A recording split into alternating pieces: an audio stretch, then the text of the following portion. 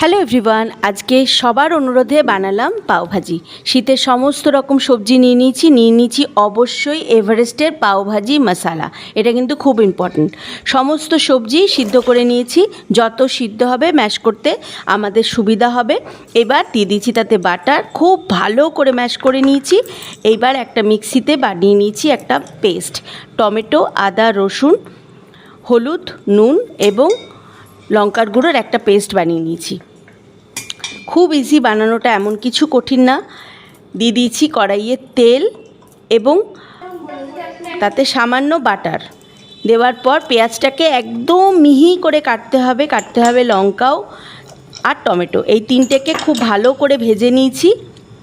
এবার দিয়ে দেব মশলাটা। মশলার মধ্যে আমার সমস্ত কিছু আছে, যদি আপনারা মনে করেন আরেকটু নুন দেবেন অ্যাড করতেই পারেন। এবার দিয়ে দেবো পাওভাজি মশলা, আমি সামান্য কাসুরি মেথি অ্যাড করেছি। এবার দিয়ে দেবো সবজিগুলো। এইবার যত বেশি কষাবেন তত ভালো। দিয়ে দিচ্ছি ধনেপাতা, লেবুর রস দিয়ে পাও দিয়ে সার্ভ করুন, ব্যাস দুর্দান্ত। সানডেটা একদম জমে যাবে, করে এনজয় করুন। টাটা।